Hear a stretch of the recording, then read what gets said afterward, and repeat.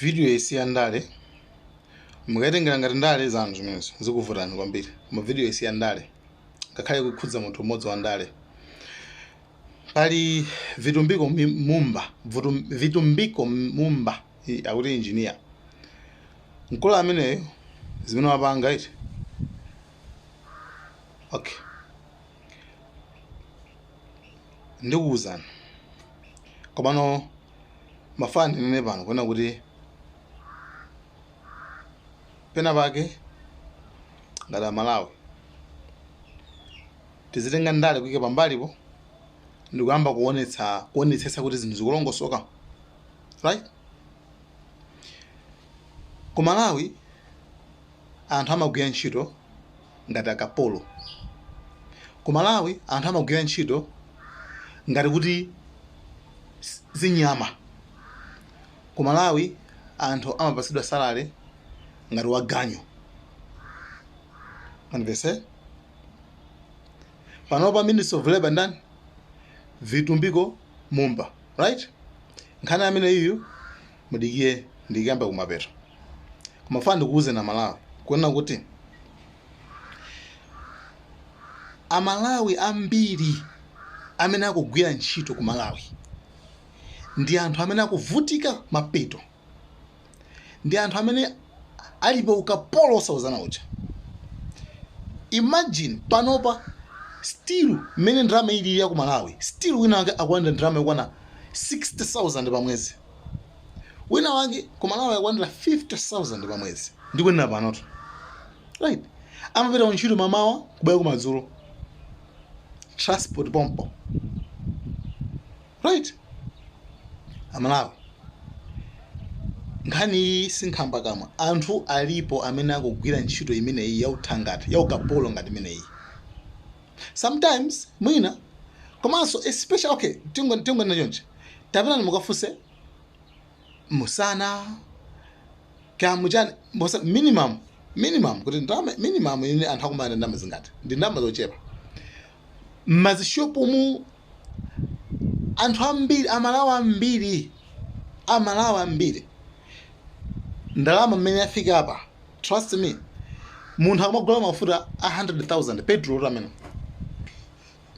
amagula 100,000 wina salary yake ndi 60,000 50,000 Amalawi. Chabwino munthu ukayamba ntchito 3 months yoyambirira umenena kuti akupange timati probation, afuna akuone kuti ukwanitsa kutere kenako ikatha 3 months amene akupatse letter of confirmation yokulemba ntchito kuti yes iweyo di takulemba ntchito.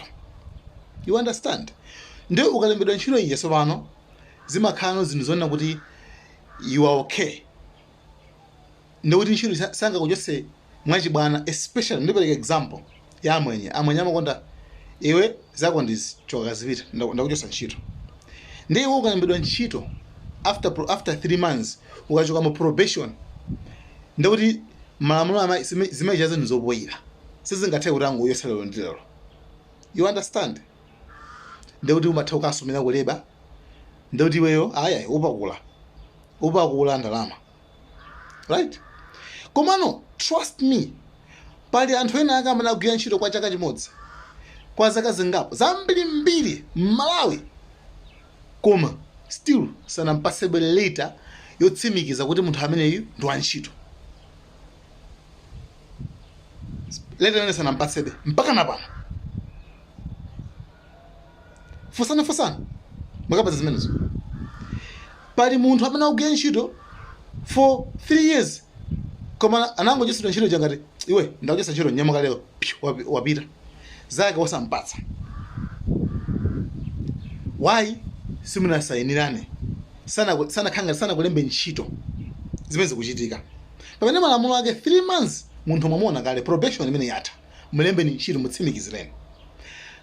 Ma employers ambiri amene amatilemba ntchito ambiri amakhala ndi target yona kuti uyu ndisamulembe ntchito azingokhalabe basi azingogwirabe ntchito chilinga akamaza kuchosa ntchito akamaza kuthamangisa akazakuchita chipongwe ndikuti iwe sungakasume kwena kuti wose chifukwa sunali wa ntchito wawo. You are still on probation, right? Amalawa ambiri zimene samazitsata.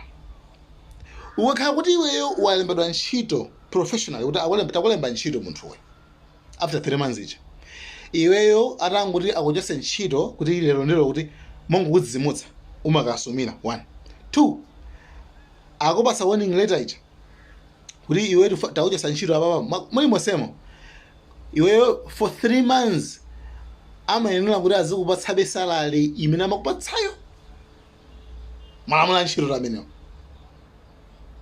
right? Amalamulo ambiri sazidziwa ntchito imene uzilandirabe salary mpaka nawe pa 3 months ukulandirabe salary, malamulo amenewo. Koma zimene zonse sizingachitike iwe ngati sanakulembe ntchito, sanakupase letter yotsimikiza kuti iwe ndi wa ntchito, iwe amakutengabe ngati uli pa probation. Mavuto amene amalawa ambiri alipo ndi anthu angati amene mukugwira ntchito kaya muzipiku kaya muzisana kaya muchango especially kwa amwenyeko, ndi anthu angati amene mukugwira ntchito komano simubasidwa sanakulembe ntchito kwenikweni, simufosaso sifa simuzidziwa, simufosa kuti akulu kodi ine pano ndilemba ntchito ndakali pa probation, simukufusa mpaka napano. Ndi anthu angati ena ndipo amayisetsa kuti iwe ukhale ogona, ndipo amayisetsa andi amalawa ambiri tikumagwira ntchito kwapangira ndalama makampani kaya machani, koma iwowo what do they give us in return? Amatipasa chani pobwezera? Nothing.